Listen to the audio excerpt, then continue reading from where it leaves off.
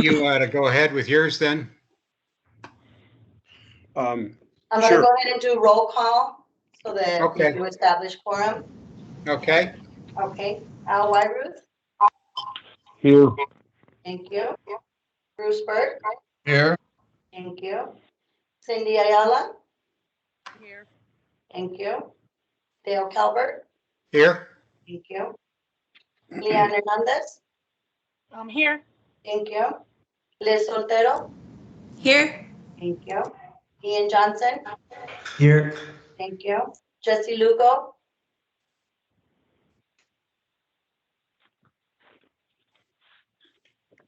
I do believe he's locked in. Jesse? Okay, Nathan Kapler. Here, and Ned Beeman. Here. Thank you. We do have quorum, Mr. Chair. Thank you. Thank you. Let's go back to and do those housekeeping items. You want to go with that, Mike? Sure. So I just have a few housekeeping items that I want to share with everybody. The first one is that the meeting is being recorded. And so since the meeting is being recorded, it is subject to the Freedom of Information Act and public records requests, which means anybody from the public could ask through the Freedom of Information Act and file a public records request to get the recording of this meeting. So as I say that, just remember that it's the potential for media or just anyone from the general public to get this recording. So just think about that as we proceed in what you put in the chat box or what you say. The second thing is if everyone could please mute their microphones unless they want to speak. That way we won't have the background noise and so forth as as the meeting progresses. And then questions can be posted in the questions or comments can be posted in the chat box. And that is where my chat box is. It's part of it's right next to, I think, the two people where we can look at the participants. And then a sign-in sheet. I think Erica or Christina is going to post the sign-in sheet into the chat box. So please sign in. And the agenda does include a call the audience. I'm not sure if anybody from the public is going to participate in call the audience, but we'll see. So that's all I had, Chair. Okay. Thank you. Okay, and then just a technical thing before we go on with the agenda. When I get to item 4 on the agenda, I'm going to pass on item 4 and go straight to item 5. Actually, this is my fault. I ended up with an extra item on the agenda. I was going through Mr. Car Wash when they got a hold of me to review the agenda, and I was looking at it on my phone, and I missed that item 5 was already on there. And so item 5 is actually a duplicate of 4, and we'll let staff talk first. And then if we have discussion on the item, we'll follow. So unless anybody objects, I will take item 5 before item 4. With that said, we should move on to approval of the minutes. Do we have, has everybody had a chance to look at the minutes? Ned Beeman approved. Okay, who did? Bruce Burke will second. Okay, Bruce is second, and who did the first? Ned Beeman. Ed Beam. Okay, thank Ned. Okay, any discussion or changes to the minutes?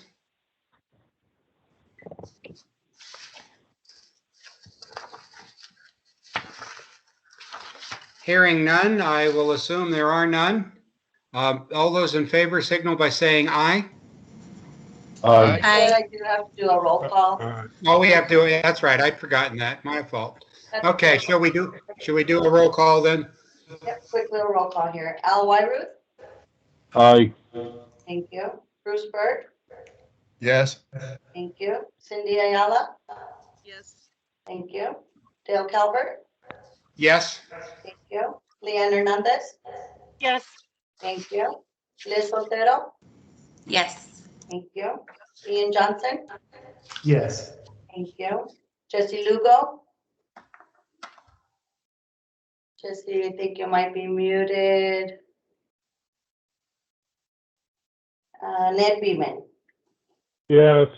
Thank you. We do have an approval of the minutes, Mr. Chair. Okay, thank you. Thank you. We'll move on to item 4. I'm sorry, item 3.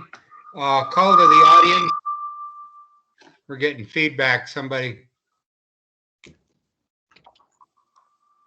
Okay, we'll move on to item 3. Call to the audience. Is there anybody in the audience who wishes to speak?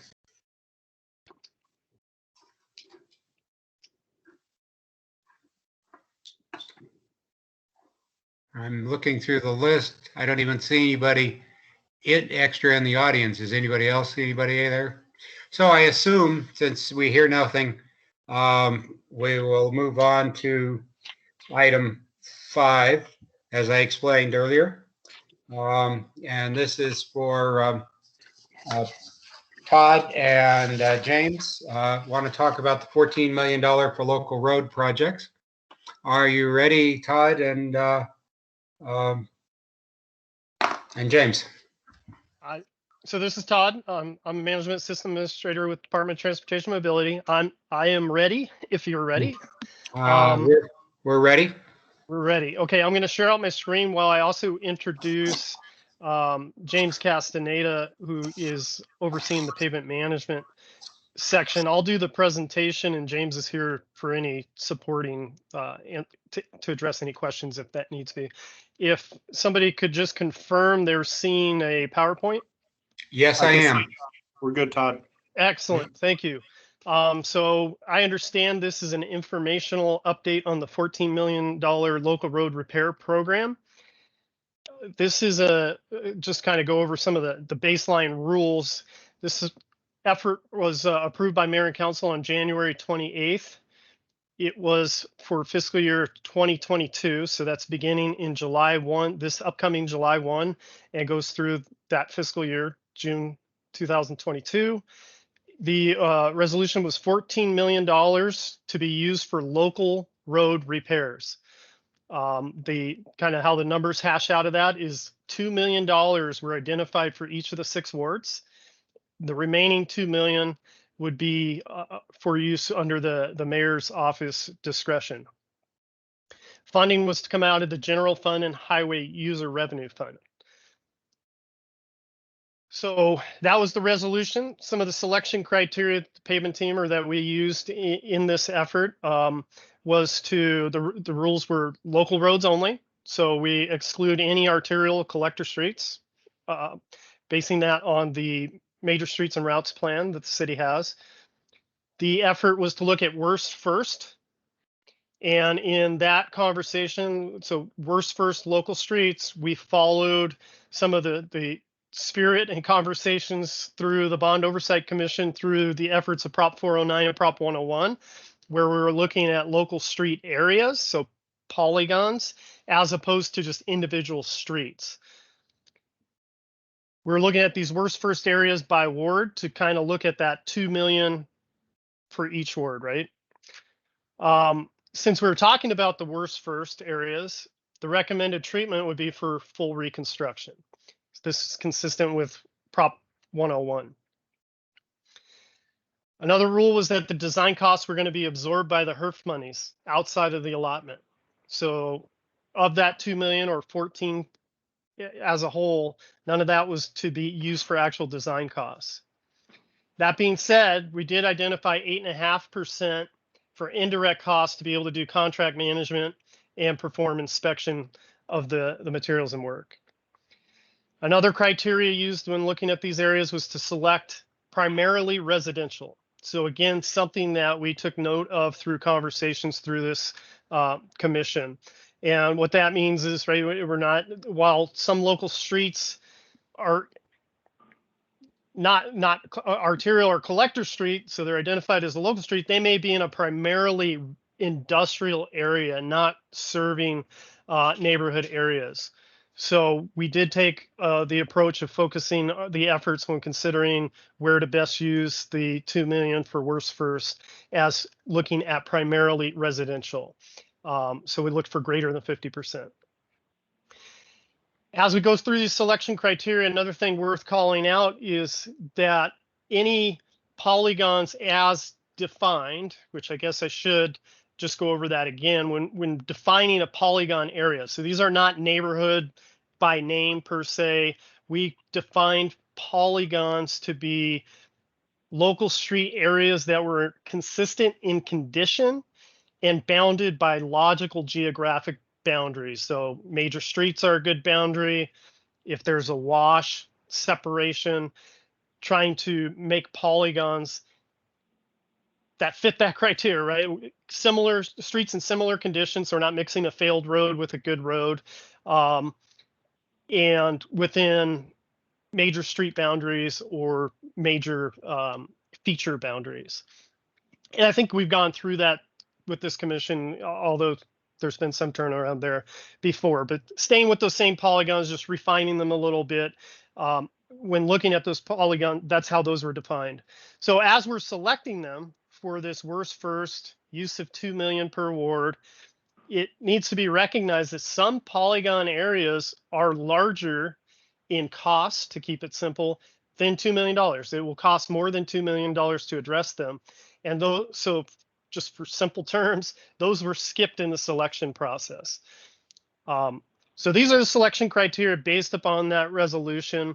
And really just the next thing I have is to show what our resulting maps look like after several conversations with each of the ward offices. So let me see if I can switch screens to the PDF map.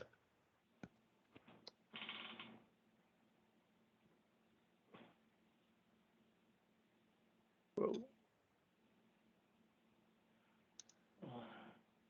And if we can just confirm you get a PDF screen there. All good, Todd. Thank you, Mike.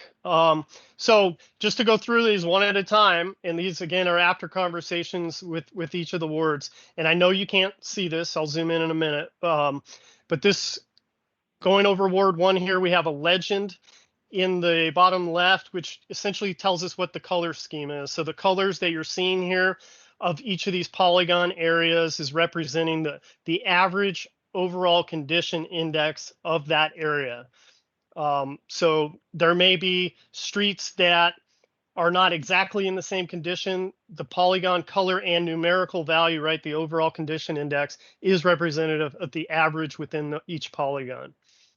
Hey, Todd, if I can just interject real quick, Please. I'm sorry. We did send this to the BOC over the weekend so that they had an opportunity to review this as well. So Okay, excellent. So they should, I know it's hard to see in this format, but they did receive it via email from Leticia.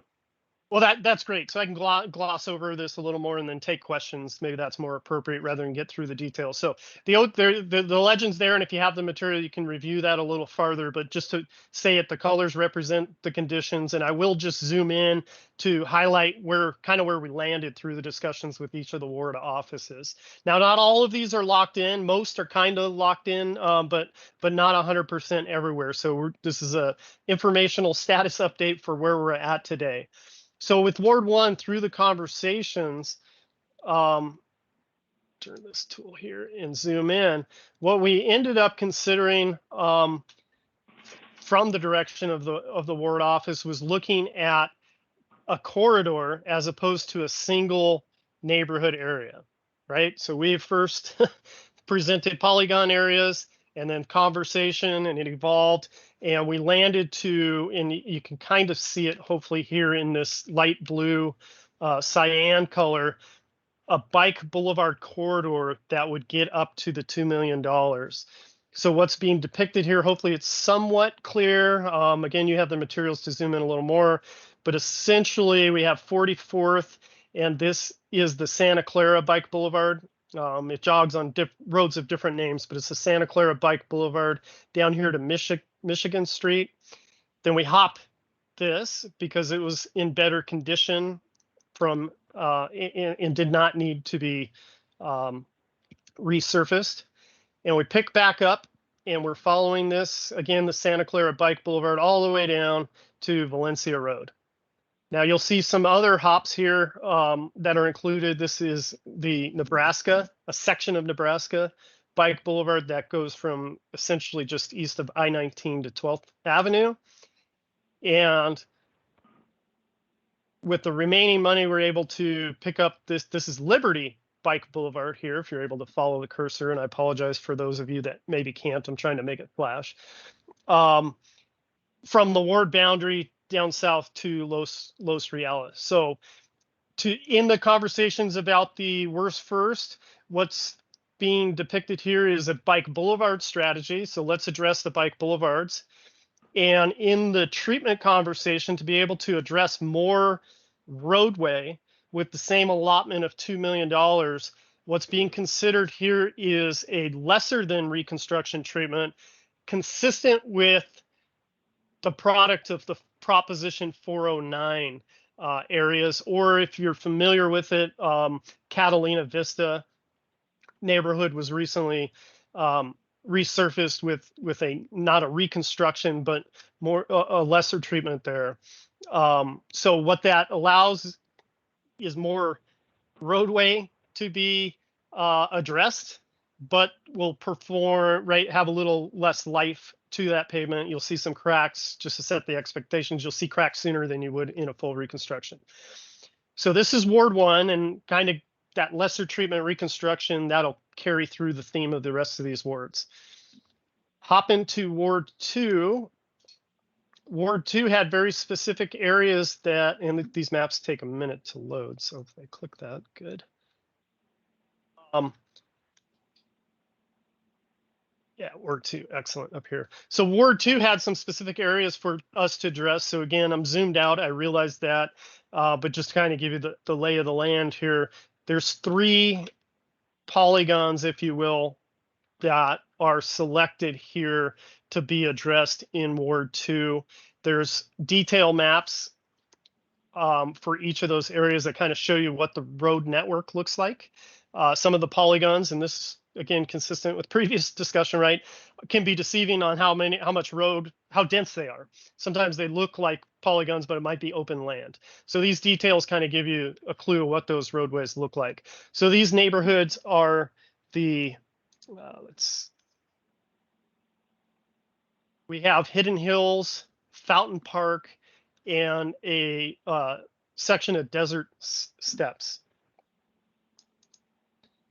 Sorry, I'm pulling up my other notes here. Make sure I get those right. So similar to the Ward 1 discussion, in order to address all 3 of these polygons in Ward 2, the lesser treatment option was chosen to be followed. So let me just zoom into these details real quick, just to be complete. So here is detail 1 is here. It would be this map up here to be the Hidden Hills. That's what that street network looks like. Detail 2, which is at the bottom corner of the map here. These are those streets, and that is Fountain Park. And then just trying to pan slowly, not to make people dizzy. We have a section or Desert Steps, which would be this detail here. Again, the lesser treatment to address that much roadway. Let's jump to Ward 3. Ward 3, the larger zoom out, right? We have 1 polygon selected. And this is a portion of Jefferson Park neighborhood. And through discussions with Ward 3, these are the streets. I'm sorry, I'm just trying to pan this around. So in the discussions with Ward 3, they are staying with the reconstruction treatment. So in this neighborhood, these streets would be fully reconstructed, which would be consistent with the Proposition 101 product. And I'm sorry, just to zoom that in. Jefferson Park, piece of it. Much less roadway, or it's about half, right? Half of what can be addressed with a lesser treatment, but then you get different performance and expectations should be set that way. Just iterate through these quickly. Come on. These maps are large, so they take a minute.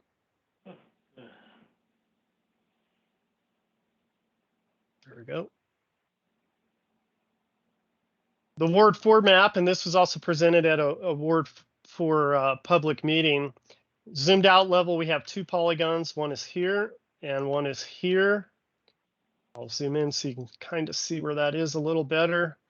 This is Camino Seco and Escalante area. This is Houghton and Irvington. So those are the, this polygon here would be a portion of the Groves Lincoln Park. And this polygon out east is Saguaro Canyon. And Ward 4 is similar where this is a reconstruction of these areas is what's proposed. Ward 5, as this map loads, took another approach where they also had some similar to Ward 2, they had some specific areas that they wanted addressed. And so we took a look at those numbers and to be able to address them. So there's this polygon up here to the north, this triangular teepee shape, and then like a stop sign looking polygon here. So we have 3 polygons in order to address these areas. This is a lesser treatment option. And again, these maps have detail, the details with where you can see the streets. So let's see if I can pan in and find these correctly. So detail 1, this one in the top right, you can see it's just tic-tac-toe shape would be this polygon up north. And then we have the teepee and the stop sign, which would be this area. Here is the teepee, which is Nogales Highway, 6th Avenue. And then we have Minorca and White Rock, these specific streets that are in the Rio Mercado development vicinity. So just to go through those neighborhood names, you had Grandview Edition, Rodeo Edition, and then this area here is the Rio Mercado development vicinity. So those are that lesser treatment. Jump into the last one here. Ward 6, if we load up. Come on. There we go. So Ward 6, we have 2 polygons. And the details here, we have Palo Verde neighborhood is this brown polygon. And then the pink one would be North University. And this detail on the top left here, right, is North University area. So this is by the U of A hospital, or the hospital there. And this is the Palo Verde neighborhood that is being done, what that roadway network looks like in terms of density. And for Ward 6, this would be the lesser treatment. So that is actually all I had. It just really bring a well, I guess I should mention this. There's the remaining $2 million for the mayor's office, which there have not been any direction for how that is going to be distributed or used. So this is the 6 wards and where we're at today with the discussions and plans for use of the 14 million. So there's still that remaining 2 with the mayor's office. And maybe I'll ask James, is there anything I omitted that we need to bring out, or I think I covered it? Oh, I think you covered everything, Todd. Thank you. Okay, excellent. So at this point, Diana, do you have any further comments before just open it up? Yep. Yeah, Todd, that'd be great. Go ahead and let's just open it up for any questions that anyone on the Bond Oversight Commission might have. Okay. So there you have it. That's all I have for the status update. Are there any questions or discussionary items? Todd, this is Al Wyrith. Hey, Al. I've got a question. When you kept talking about the lesser, work, what is that entailing? I mean, rather than the full reconstruction, which I assume is digging down to a certain base and putting in 2 or 3, maybe another base and then putting in 3 inches of asphalt or whatever it is. What is the lesser treatment that you're talking about? Sure. So I'm using those loose words on purpose, right? it really amounts for, at this stage of the game, a unit cost that would allow for whether it's a chip seal in a microsurface, or we look at the Catalina Vista area where there was a double micro with some fibers, and maybe Austin or somebody from the engineering team can give more specifics if need be. But essentially, it's an open toolbox for some combination of surface treatments, if you will, like that double micro, a chip seal followed by a microsurface. So to put a picture to it, if you're familiar with any areas that were addressed with the Proposition 409 area, something consistent with that, and or the Catalina Vista neighborhood, if you happen to get that on that way, you could drive through that. That would put a picture to that. And for the reconstruction, the Proposition 101 areas. I don't know if that's the best answer to, or what you were looking for, Al, but it's, at this point, it's somewhat of an open tool for, as engineering, this gets turned over, right? These neighborhoods get turned over to our engineering teams. They're able to find the best fits within those means to address the neighborhood. So it's a little bit flexible, so I can't specifically answer what that's going to land on. Did that help? Yes, that helped quite a bit. Thank you. So, Dale, we have two hands up, and it's Bruce and Liz, and I don't know whose hand went up first. I don't either, so let's go with Liz. Thank you, Mike. Thank you. Just a question, since I'm new to the commission and still learning like the scope of what we're tasked with looking at in terms of projects all over the city. And since this is her funds, is this still part of, or, is that a different funding stream than what the funds are coming from out of the bond? Or just kind of curious in terms of what comes in front of us, if, or what's the scope of what we're going to give insight and feedback for representing? Yeah, so this is Diana. Let me take that question for everyone, if y'all don't mind. So this is actually being funded through general fund dollars and HERF dollars. And the bond oversight actually oversees the half-penny sales tax that was approved with Proposition 101. So this funding is completely different than the funding that y'all actually oversee, which is the Prop 101 half-penny sales tax. And there is plans that another $14 million out of general fund. This is, by the way, this is Beowulf, and then Chato's down here, sorry. Then there is also plans for next year to do another 14 million. That'll most likely be the same combination out of general fund and HERF dollars as well. Thanks, Diana. Okay. Bruce, do you got to go ahead with your question?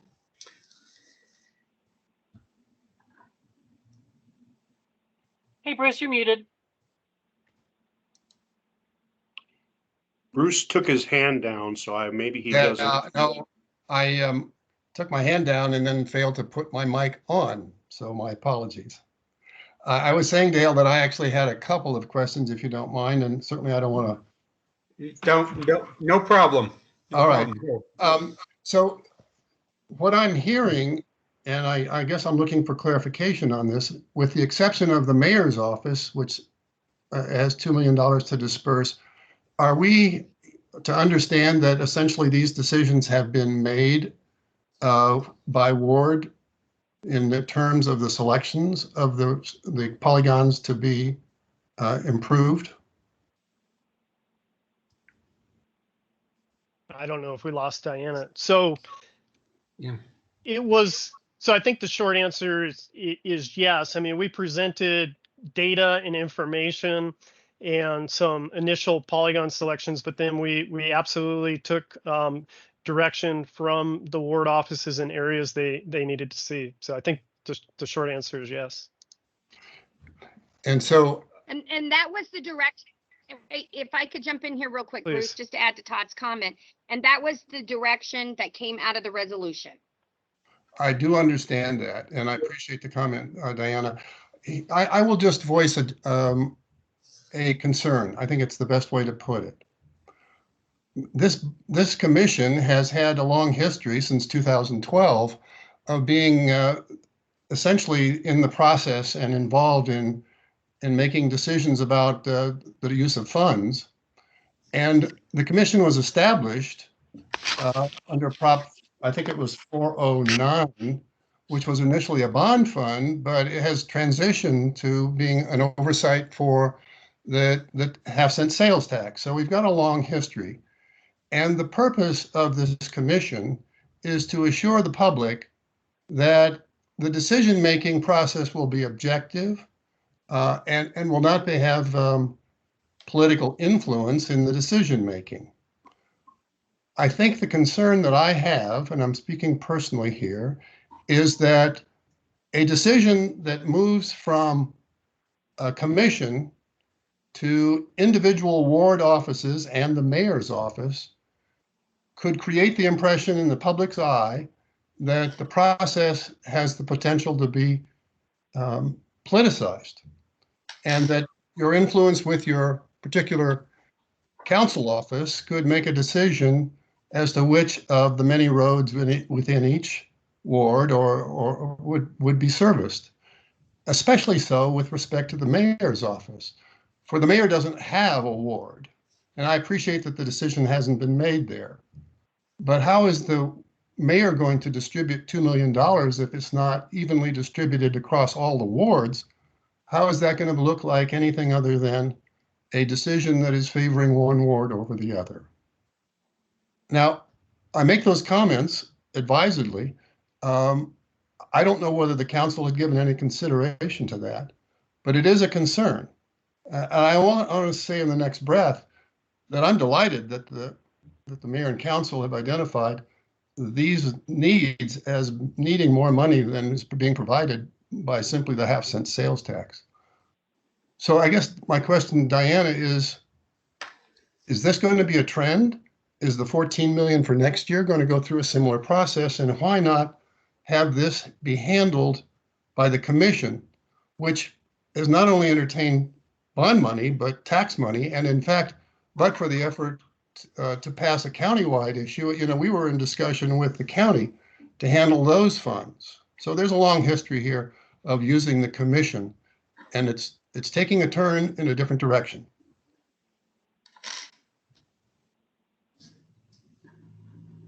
I guess what I'm asking for is there any way to suggest that this is perhaps something that the commission in the future should be more intimately involved in, especially if I'm hearing that there's $14 million to be spent in the next budget year?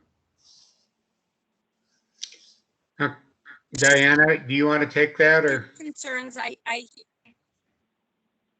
yeah, can you hear me? Diana, you seem to be, it's hit and miss. You're kind of locking up a little bit. Yeah. And freeze. Okay. Let me try to see if I have tell me that. All right, can you hear me better now? We can hear you. Yes. Yes, we can.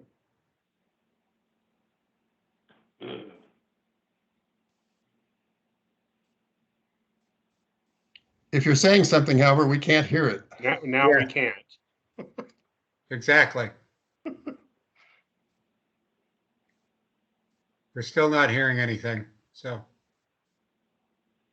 Yeah, you're frozen, Diana. Yep, you're frozen, kiddo. Okay, and they say technology is great. Better, much better. Okay, they say technology is great. So the resolution that was passed by mayor and council was that 14 million would be available, made available. This would be on top of the dollars that we already have dedicated through HERF. So they didn't want me to take away from a project or projects that we have ongoing, and that 2 million would go to each ward and 2 million to the mayor's office. And the decision how to spend it would actually be up to the ward's office to make that decision. The other condition that was part of the resolution is it would be the worst road first. And from that, it was pretty much left open.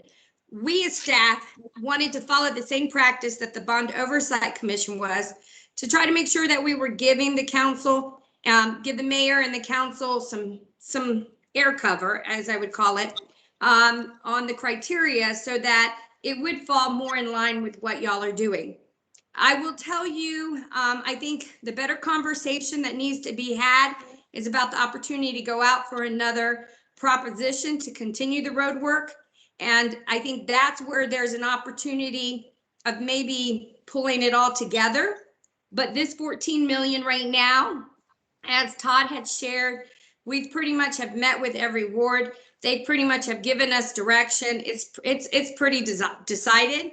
About the only one that's not decided at this point is the mayor, and she may very well say, take it to the Bond Oversight Commission, let them figure it out.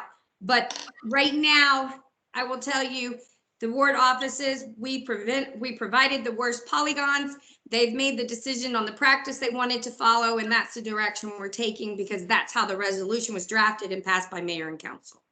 So we are trying to keep it contained, I guess is a good way to put it, so that we give the mayor and the council air cover. And they've been very receptive and respectful of that. So they are trying to follow along in the same practices that y'all are implementing and have instilled, and how we proceed forward with spending the sales tax dollars through Prop 101. Thank you. And Dale, if I could follow up with one other question. Sure. Diane, I appreciate the comment that you've made, and it's pretty clear as we've heard this presentation, at least to me, that the decisions have been made, except for the mayor's office, and I do see that as an issue which is a tricky one. But I do think that would you feel comfortable with this, that if this commission has concern beyond this individual member here, and I'm speaking for myself at this point, that this trend has some worrying aspects to it that I think needs to be brought to the attention of mayor and council for future reference. We have spent a lot of time establishing our bona fides and our impartiality. And I worry that if these decisions get decentralized as an ongoing process to award decisions and mayor's office decisions, that there's the potential to lose confidence on the part of the public in this process. And if you would feel comfortable, if that is a sentiment shared by others here, at least conveying that to mayor and council, I would be greatly appreciative and would ask us to consider giving you that direction or request. So if I could just speak to that real quick before y'all move forward with that.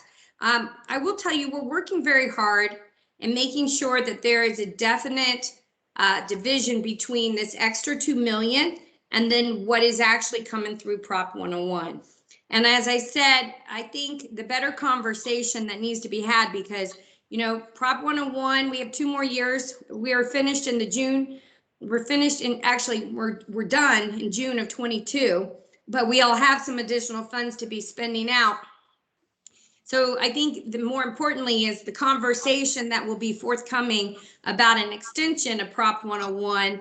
And that's where I would say, I think it would be really important to make sure that we keep the practice and the way we've actually are functioning as a bond oversight commission. That's the kind of the message we want to tell. This investment of the 14 million, it cannot continue. I will be honest with you. There are not enough dollars between HERF general fund to continue. Some of the dollars that we have is actually that is making this affordable is through the American Rescue job, the American Rescue Plan that Congress had recently passed, and also the CARES Act dollars received. And that's what's making this a little affordable at this moment.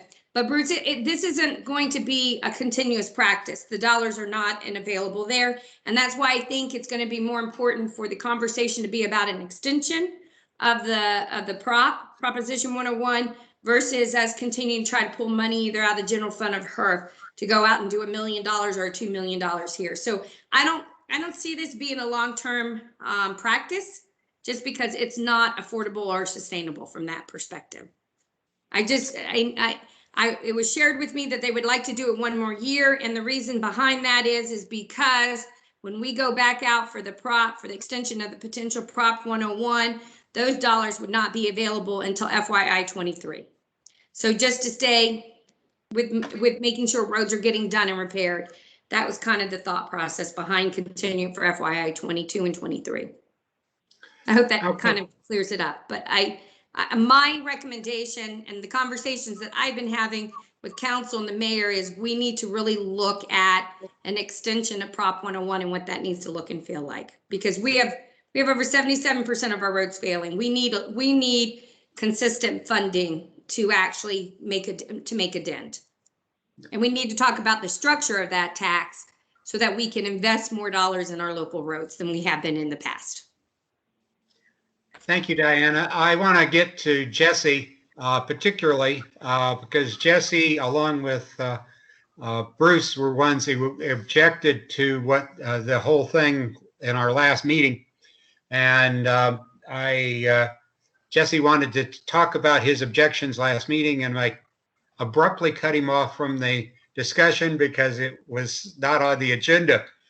But so I'd like to get Jesse up, and then Cindy would like to talk, and then Ian has requested time to talk. So okay. Okay. Can you hear me? Can you hear me? Yes, we can, Jesse. I'm going to echo the same comments by Bruce. In fact, at the last meeting, I discussed about 6 years ago the issues we're talking about.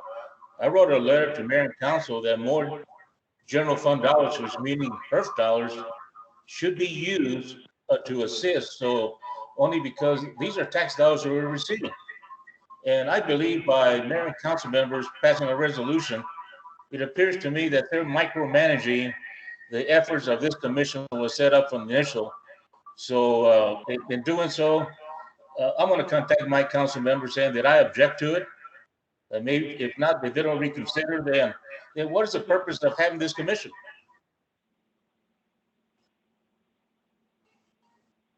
In a comment.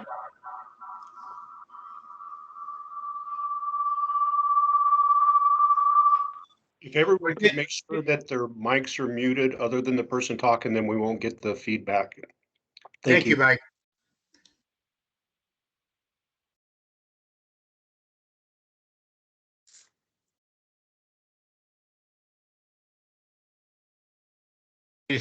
Are you still there, Jesse? I think Jesse has fallen off.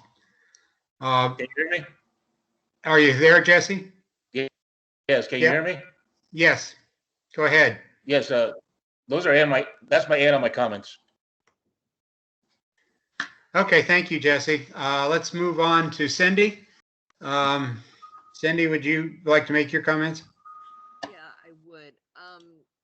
In respect with what Bruce had to say, as well as Jesse, Mike, I'm curious to find out. Hey, Cindy, we can barely hear you. Really?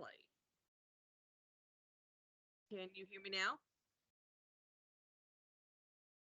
Can you hear me now? It's still marginal. We can hear you, but it's not very good. So it's about the same, Cindy. Yeah. Okay, then let me speak up a little bit. What I'd like to know is when you gave the wards all the $2 million, and then they turned around and gave the mayor and council, is it possible that this committee, and I have to agree with Jesse as well as Bruce on this, is it possible that we can be put in the breast of things regarding what the mayor is going to be doing? We understand what the 6 wards are going to be doing, but exactly what is the mayor doing? And yes, I think I kind of think it feels like it's an underhanded situation.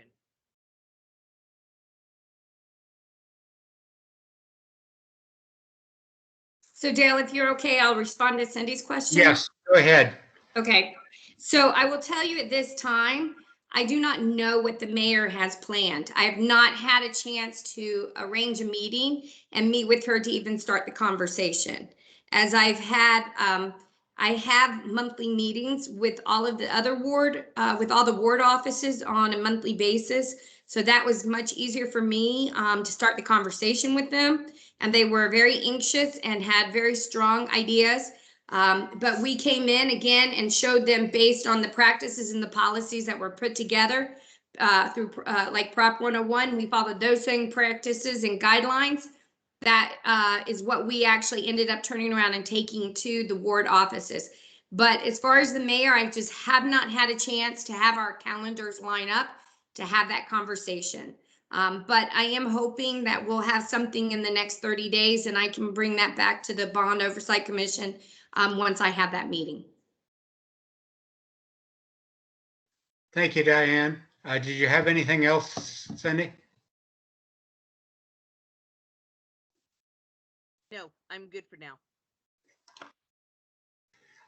Let's move on to Ian Johnson. So I appreciate Bruce's comments on this. I agree that I think it would be really, it would be good for us to be able to provide some neutral, sort of outside review of the streets, and I think it would be really helpful. And in addition, I think that it would also be interesting to get more of a direct line from the ward offices about the kinds of criteria they think are important. For example, the Ward 1 approach was completely different than anything we've done in the past, or at least it's certainly more extreme than any approach we've had in the past. And if that's something that the ward offices want to see involved in our criteria going forward, then, we would want to hear that. It's been interesting that, in all these years, that I've been on this commission, I've very rarely had any direct input from the ward that I'm presumably representing, from the actual ward office. So I would love to send a letter, knowing that, it's completely up to the ward offices what they want to do. This is their deal. And so all we can do is say, hey, we'd love to, have your input on the criteria, that you want us to consider going forward. That would be interesting and helpful as part of the conversation, and we would be happy to weigh in as well. So I would agree with Bruce that sending a letter, to that effect might be a good idea. Okay. Anything more? Does that cover what you wanted to say? Yes, it does. Okay. Let's move on to Lane Hernandez. You also got your hand up. Yeah, hi, thank you so much. So I guess for my own education, maybe right now, but I was wondering if maybe staff could help us out, or maybe my fellow commissioners, just to try to understand better how HERF funding operates and how we could advocate on behalf of our county to get, or our city to get additional HERF funds. I know that that's not an easy thing, but I would be really curious about how that operates, because it seems like that would be really critical if we were at 78% failure rate. So anyway, I just wanted to ask for that additional education, and I'm happy to come into the office or do, have a meeting with the staff if that's something that needs to happen offsite or offline. Thanks. Diana, would you guys like to do something like that, or do you want us to discuss it ourselves? No, I certainly can do whatever the Bond Oversight Commission would be interested in doing, but just as a 10,000-foot comment, on the HERF dollars, the HERF dollars we received is based on population. Gas tax dollars are collected when you sell gas. 18.2% of the gas the cost per gallon, 18.2% goes into the state coffers, and then that is divided up based on population. So really, if we want more dollars, we got to grow. Otherwise, we're staying flat. Now that 18.2% has been in play since the since the 70s. The gas tax has not been changed. This is a national and a state discussion, because the reality is that HERF dollars are actually drying up. Less people are spending dollars on gas, and they're moving to electric or to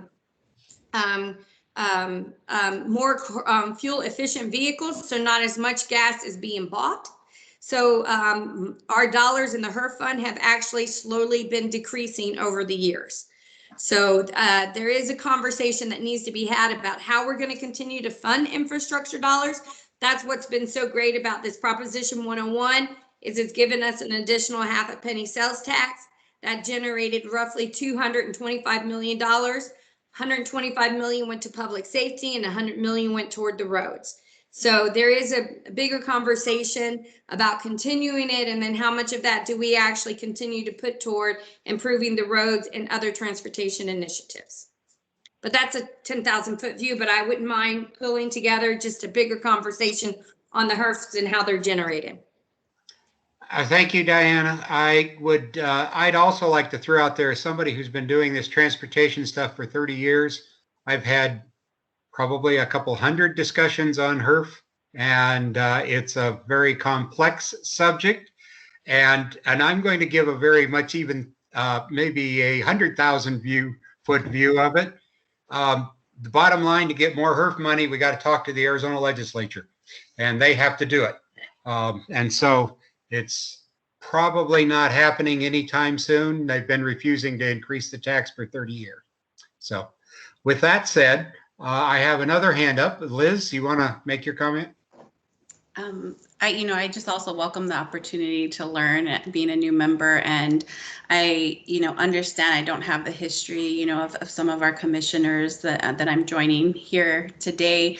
But I do want to share, as being appointed by Councilmember Santa Cruz, it came with very clear expectations for me to report back, for us to engage, and we actually, staff actually had a conversation with me, a couple conversations about this specific topic, and so our collaboration seems to look a little different, maybe from some of my fellow commissioners. And with that being said, so I just. Also, it's a collaborative effort. They know the needs. I know the needs, being in Ward 1. And sorry, you're hearing my dogs bark. But I also, welcome what Ian shared about, relooking at the criteria. Is there additional feedback that mayor and council have that we should also consider as things have been changing and moving? But yeah, I don't yet have the same experience that some of my fellow commissioners have in terms of that communication or the expectation that mayor and council are not part of giving this input. So I just want to acknowledge that. Thank you for your comments, and I think it's about time for us to move on. I do want to probably way past time to move on, I should say. I do want to kind of bring this together. I'm going to make a couple comments that are on a different plane, I think, than what Jesse and Bruce, et cetera, were talking about here. And I'm going to concentrate on the practical realities of something that the council had already decided by direction. They deal with these issues and they have made decisions. I think the idea of maybe writing a letter or something is something that we could consider. I don't know whether Bruce or Jesse would like to try to put something together, then I could edit and we could go from there. I do want to say from my standpoint that mayor and council has acted. It's not actually something that's under our charge, under our citation of what we should be doing. I think the comments that both Jesse and Bruce have made are very relevant to the appropriate decision. But technically, it doesn't have to come, not supposed to come under our supervision. So I think we need to keep that in mind. But Bruce, do you have any further comments about how you'd like to communicate? Yes, I do, Dale. Thank you. Well, I think that what I've heard, I think, is of importance to be relayed to mayor and council. And although I find it probably a little difficult to consider drafting a letter, my thought would be that, Diana, you've heard our comments. I think the concern expressed has been fairly widespread across members of this commission about this kind of a different approach to how the allocations are to be made. And if it's a one-off, I think that's lesson learned. Maybe we don't go there again and we're fine. If 14 million in the 2023, would it be, is also being considered? That they ought to consider our comments and seeing if they want to take a different direction, just give us an additional $14 million to work with. And this commission, along with the great help from staff and your guidance, Diane, could do a great job and assure the public that this is not a process that is going to be handled out of the wards or out of the mayor's office as a matter of practice and routine. I think rather than having a letter, if you feel comfortable and this commission is comfortable with it, you could simply convey our comments to mayor and council in individual discussions and with city manager if that's necessary. And I think that would be a great step for us to take. Let me pop in here, Diana, before you Yes, sir. answer. I just want to say that, I'm not excited about writing a letter or a resolution and sending it through the formal process, and because it looks like we're second guessing them, and we are to a degree. But I think it comes off a lot better if Diana is willing to communicate that. So I agree with you completely, Dale. okay. And I will be happy to take that message to the mayor and council and share with them some of what I've heard today. And then also just to make sure, and I think y'all raised some very valid points, especially as we're having the conversation about a potential of an extension of Prop 101. I will share that about the importance of keeping y'all engaged in that conversation as we continue to move forward. We thank you, Diana. So No problem. Thank you. With that, we've now covered both 4 and 5. And I'd like to talk about, Mike wants to talk about future meetings and possibly being in person or virtual. So Mike, you got the floor. Great. Thanks, Dale. So as we, more people are getting vaccinated, more of the city I'm buildings so sorry. and offices. Pardon? Before y'all go home, let me send some cookies home with you. Say no to that. Oh, good. Okay, now I'm off camera. Diana, you need to mute Diana. You're off camera, but not off mute. Okay. Sorry about that, guys and gals. So My as more, apologies on that. so as more people get vaccinated and the city of Tucson is returning to the office, we're following the CDC guidelines in reference to the mask policy and so forth. I wanted to put this on the agenda to talk to you all and let you discuss and make a decision on whether you want to continue doing these virtual meetings or if you would like to, start meeting in person. And so whatever you choose, we're certainly will follow the lead of what you want to do. So take it away. Okay, as chair, I'll follow on Mike. I think we ought to have a discussion of people. Do people have feelings about how they want to go? I see Ned wants to comment and then Jesse. So Ned, it's all yours. How about a hybrid? The ones that want to make live can and the ones that would rather not drive the half an hour for an hour meeting and the half hour home can do it from their wherever they are. You got a comment on that, Mike? That's an option as well. Like I said, we're here to listen to you and take the lead on what you all want to do as a commission. So hybrid is certainly an option. Okay. Ned, you're next. I'll make a motion that we go back to public meetings. Okay. Jesse, you want to go back to public meetings? Yes. Okay. Let's kind of go down the line. Cindy, you have a comment? Public meetings as long as we're all vaxxed. Yep. I am, and I don't know about anybody else. So people can comment on that if they want. I am. Any other comments? Dale? Bruce? Dale will comment. Dale would probably think hybrids. I'll probably participate physically in the meetings. I am vaccinated, but I assume it'll be next month or the following month before we get there. And assuming there's no disasters in between, I would be probably comfortable going back to it. But I think there's probably other people who might not be. And I'll be very blunt. If there are people who have decided not to be vaccinated, I would be more comfortable if they participated by remote.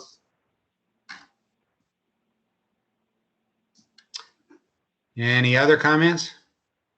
Dale Bruce here. Yeah. I'm vaccinated, and I'm of Jesse's view that to the extent we can, we should be meeting as a committee. I find it much more interactive. Although I appreciate looking at your smiling faces, yet I think we lose a dimension of communication in this mode. But I do think that we could entertain the idea that if those of us who are, for example, going to leave town in the summer and we're going to have a meeting, that if we could participate by a Zoom in that circumstance, I'd be willing to do that. I know that I'm going to be gone for 6 weeks. I don't know whether we'll meet in those 6 weeks, but I'd be glad to tune in on a Zoom call if I can't attend in person. Mike, my preference, as I said, would be to do a hybrid. If we did a hybrid, then we'd facilitate what Bruce is talking about. I know my wife and I both have we have a couple trips planned. I don't know that that's going to fall when we have meetings, but we're going to be out of town at least twice for about 2 weeks.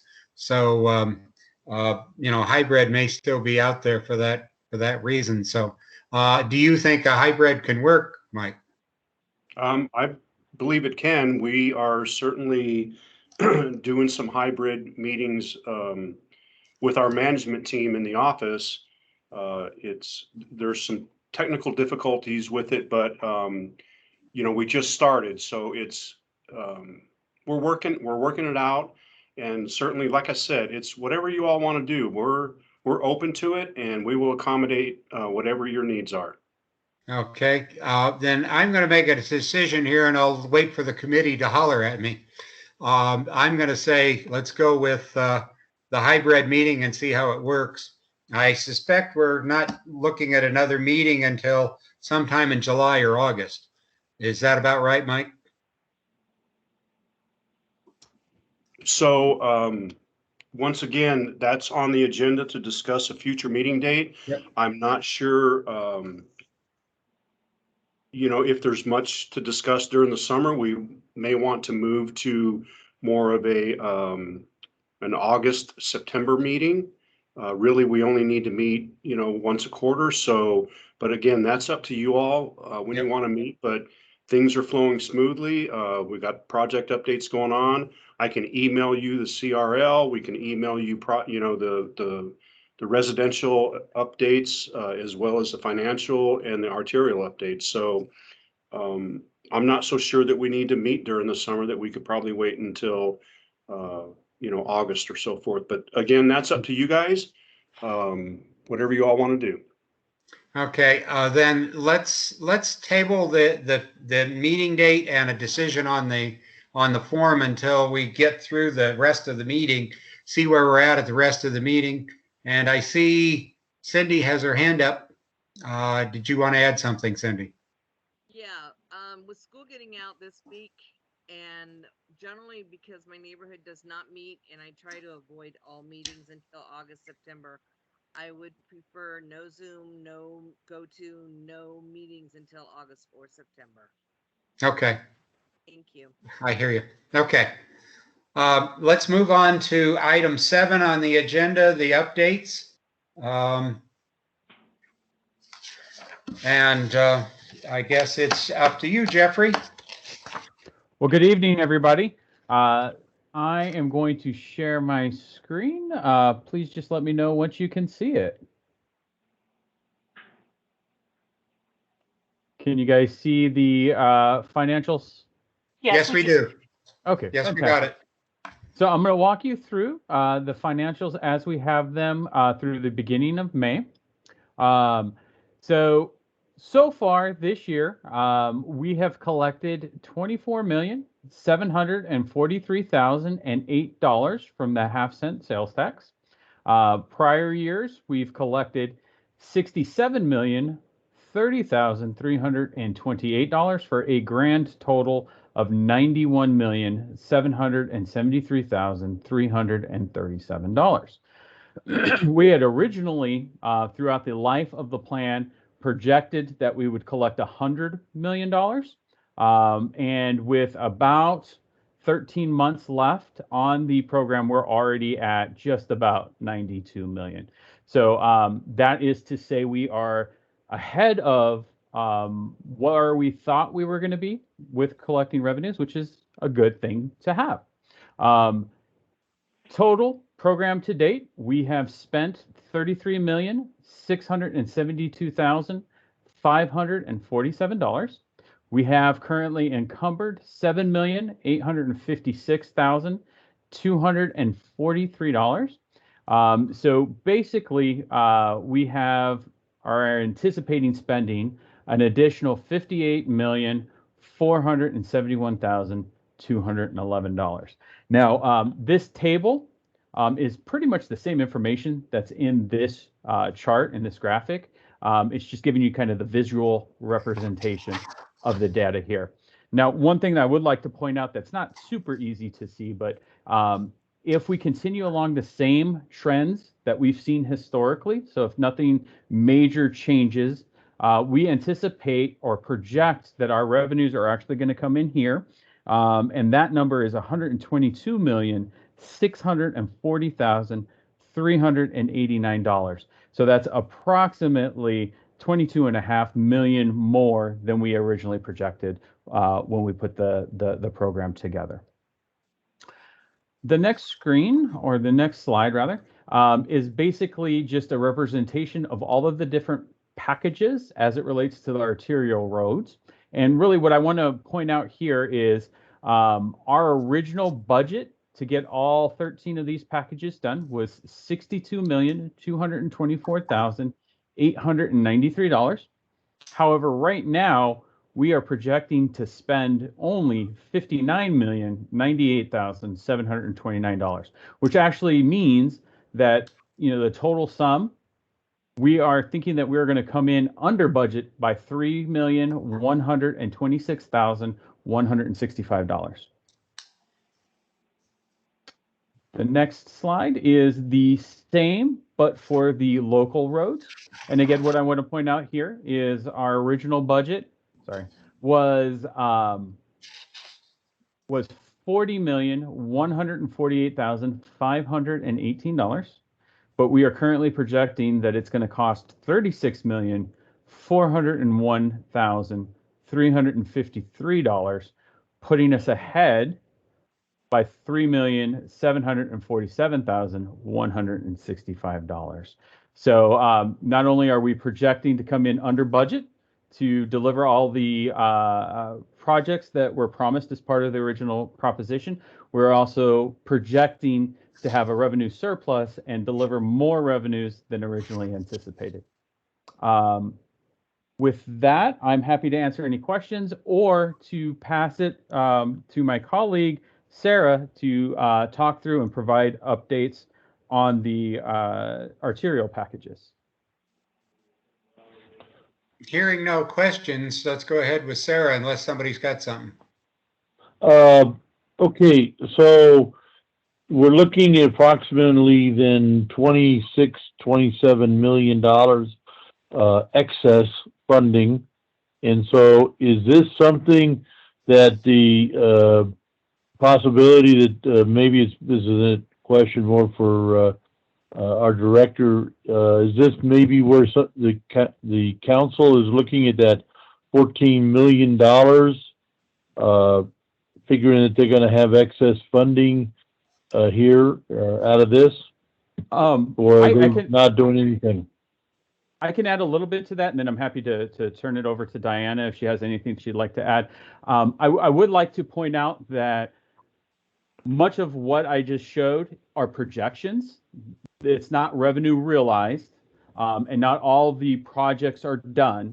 So I would like to just kind of make that a point of consideration that right now all those numbers are projections, and until those become actual or real numbers, I would hold off on changing anything, but it's definitely something that if there are additional revenues in the language that was put together and that the voters approved, that would be something that would come back to the Bond Oversight Commission to provide direction.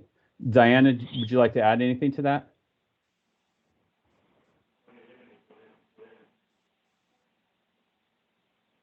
I don't know. Are you there? Are you there, Diana? Yes, I'm sorry. Could you repeat that question? The question is about, oh, go ahead, Jeffrey. Actually, I think the question, Diana, was with the additional revenues that are left, and once all the projects are delivered, how will the surpluses, how will it be decided that the surpluses will be spent? Okay. Thank you, Jeffrey. That's a great question. So I would actually, and I think that's a conversation we probably need to start having with the Bond Oversight Commission. We can certainly, at the direction of the Bond Oversight Commission, put together some recommendations and bring that back to y'all for consideration. We can talk through about, do we keep with the same criteria that have already been established? Do you want to focus on arterial? Do you want to focus on local roads? Given that the community very much wants more local roads done, I would almost recommend that we look at spending all the money on local roads.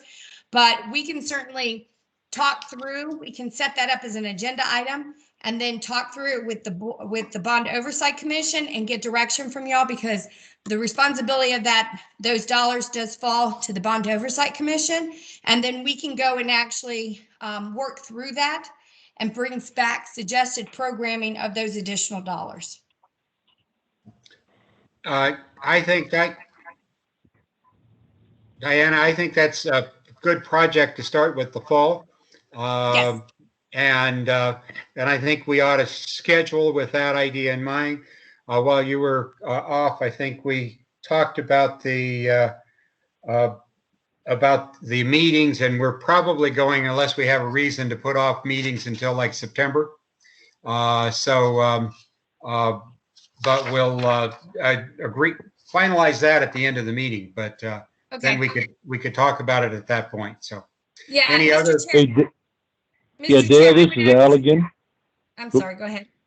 Yeah, go ahead. Well, I'm just also curious, is there would we have a legal problem since there is a specific finite time that this proposition was in effect? If we, of course, we won't do anything and we, with any expected funding, but could that excess funds, could we end up being in a problem where we can't spend it on the roads due to the fact of the proposition is stopped? Just curious.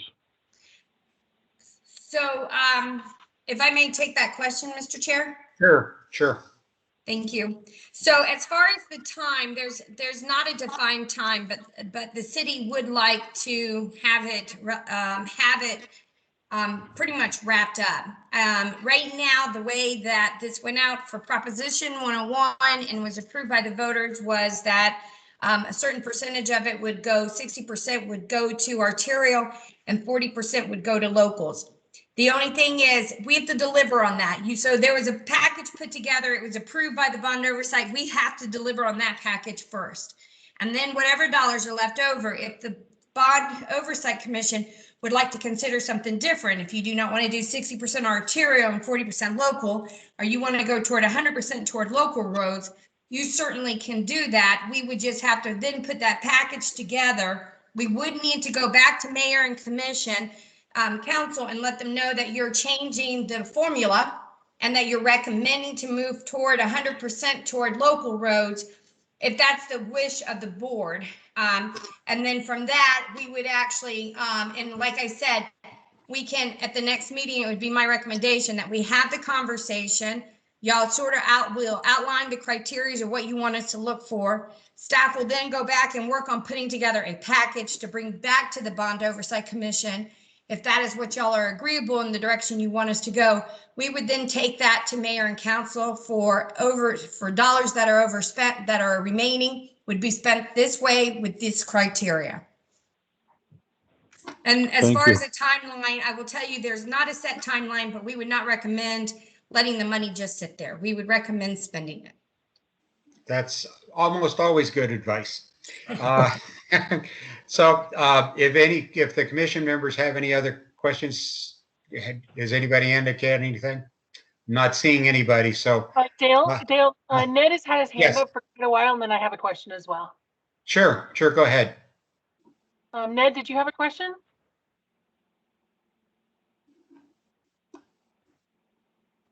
Okay, maybe I guess not. So I guess my only question is, does the overage that we're seeing take into consideration an uptake of costs for construction materials? I'm just curious. So I can take that. Do you want me to Sorry. take that, Mr. Chair? Yes, Or please. Jeff, you're more than welcome to take that. Go ahead, Jeff, you take it. Go. Okay, so the revenues are simply revenue projections and not projected costs for the revenue surpluses. Now, for the packages that are out there and the projected costs associated with those, I believe those are updated and taken into consideration the additional costs of construction as best we can. And I'd like to just add to Lane that basically where we're at is it's a little bit of chicken egg. We got to put together a plan. We've got to see what the costs are. Then they got to go to bid, and it's got to be adjusted as we go along. It's kind of an iterative process, but the department's kind of used to that. Am I correct in saying that, Jeff? So. I believe so. Yes, sir. Yes. Okay. So but I think you'll see that unfold as we go forward. So, Lane, any other questions, Lane? Not hearing anything. No, I'm good. Thank you. Okay. Thank you. Let's move on to Sarah. You want to take over and cover your part? Hi, good evening. I'm afraid I can't show you my smiling face because I'm on my VDI, my virtual desktop, which won't allow me to turn on the camera, but I assume you can hear me just fine? We can hear you very well. Yes.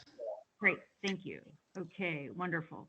All right, I am going to share my screen. Oh, if I can, just 1 second.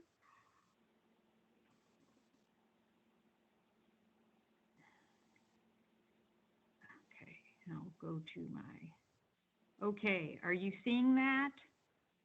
The update? Yes, we are. We got it. Okay, wonderful. Okay, and I'm going to keep this brief because I see that it is 6:52 and we have 8 minutes left and Austin still has to go present on the locals, and then we have to close the meeting. So packages 1, 2, and 3 are complete. You've seen this before. Package 4, which is currently under construction, includes 6th Ave, Los Reales, and Main/Granada. 6th Avenue was completed back in March. Los Reales construction, the start of construction is pending a memorandum of understanding with the Tohono O'odham Nation. The north half of the road is City of Tucson right-of-way, and the south half of the road is Nation right-of-way. Main and Granada, we are anticipating start of construction in mid to late July. And the scheduled driver for that is the closure of Stone Avenue for our Downtown Links project. So we do not want to have Stone, to start the construction of Main and Granada, which will reduce, the road will be reduced to 1 lane. We will have flagging, but we don't want to have that in place while Stone is closed entirely. So We are obviously coordinating with Downtown Links, and once that reopens, we will start construction on Main and Granada. And so we are currently looking at the package 4 construction to be completed in October, based on that schedule. Package 5 we talked about at the last meeting, and you had asked that you be that you be notified of public engagement events, because we talked about the fact that extensive public engagement would be required because of the proposed road diet. And so I have provided all of your contact information to the project manager, and Letitia, I have coordinated with her. So we will make sure that we will ensure that you'll be notified of planned public engagement events. And package 6, that's a fog seal. And I now have Jesus Garcia is assisting me. So he is currently reviewing that bid package, and we will be using a GSB 88, which is a different emulsifier than we've used in the past. So we're getting that one ready to advertise. Package 7, there's a couple of modifications we'll be making. And then to finalize the bid documents, one is we are eliminating the fiber reinforcement on full depth reconstruct. And we have determined that the additional cost of the fiber reinforcement does not provide enough benefit in terms of extending the life of the pavement. So just as a cost saving measure, we will be eliminating that just on the full depth reconstruct. We will still be including the fiber reinforcement on the mill and overlay sections. So package 8, as you can see, we just had a meeting on Friday and resolved all of the lane widths, lane configurations, striping layout. So our consultant is moving forward with finalizing, completing the 90% submittal. So we should be seeing that in the next couple of weeks. And package 10, we actually have a meeting, I believe, scheduled tomorrow. We are going to discuss church. And I think I have mentioned in prior meetings that church is going to be a separate project. Well, as far as design, it's going to be a road diet, and there's a separate, a different consultant from our Prop 101 package, arterial packages, is doing the plans, but we are going to discuss if church will actually be bid as a separate construction project, or if it will be bid as package 10. So, and our consultant is preparing the scope and fee, so it'll be based on that decision. Package 12, I am working on that one as well to advertise, and 13 is still in design. That's a combined pavement reconstruct and full depth reconstruct and the water line replacement that Tucson Water is paying for. So that's kind of just a quick update on the arterial packages. Does anyone have any questions?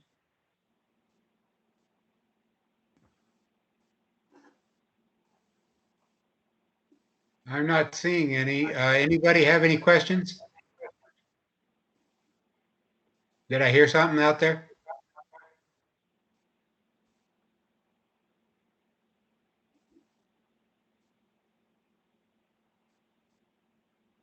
I'm not hearing anything, so I guess we're ready to move on. Okay. Thank you. Okay, guys, thank you. Thank you, Sarah. And I guess we're to Austin then. Good evening, folks. I'm going to pull up a map real fast and we'll blow through the local streets. Everything is progressing. The one second. Can you all see it? It's super blurry, Austin. Yes, Oh, yeah. Austin. We're good, Austin. Okay. So the package 2, the Sunland Paving completed their fog seal work at the end of last week in some of the areas that had some material issues. They are going to begin working on the additional concrete ramps early June once we agree to the pricing and the type of ramps that we're going to be putting in. Package 3, the punch list items have been completed and we're working on closing out the project. Package 4 is currently under construction. We're currently paving the Westgate townhouses, and then next week we'll be moving on to Hiawatha Hills out on the west side, and then moving to the east side of Carriage Hill and Centennial Park in a few weeks. Concrete work is ongoing in those neighborhoods, and as we added about 100 additional ramps to the contract to be consistent throughout the entire Prop 101 program. Package 5, paving operations are complete. They're currently working on the additional concrete ramps in those neighborhoods. They're anticipated being done within 10 to 12 weeks. Package 6, the documents are being prepared for procurement in order to go out to bid with the hope for the construction to begin later this summer. Packages 7 and 8 will follow on the heels of package 6 with the intent in order to get our place in line with the massive amount of paving work that the county is putting out over the next year. If anybody has any questions, now's your time.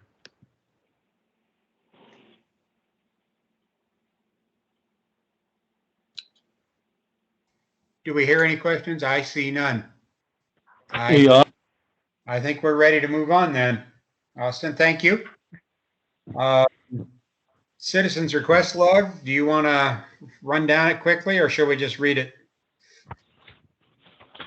Yeah, Dale, we sent this out Friday. Leticia sent it to you all.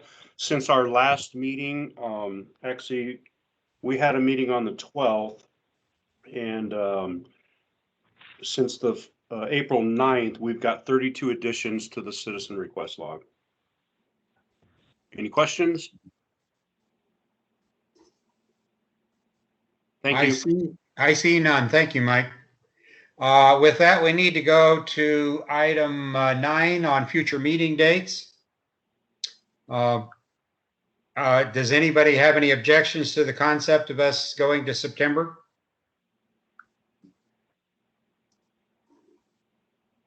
No. Nope. I see and hear none. I'm trying to get a calendar up. September 6th is Labor Day. Would you like to shoot for September 13th?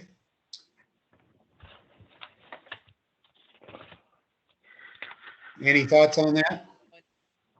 Works for me. Okay. Do I hear any other negatives? It'll work for me. This is Bruce. I'll be in Maine, but I will be glad to attend virtually if I can. Okay. We'll take that into consideration. And Mike, let's go ahead with the idea of September 13th with a hybrid meeting unless I hear a protest. All right. Sounds good, Dale. Okay. Dale, I do have one question about a future agenda. Sure. In looking at the minutes, I noticed that we had requested at appropriate time a paved tech roadway treatment pilot project presentation. I just was curious to know what the staff's work has been on that and when we might hear.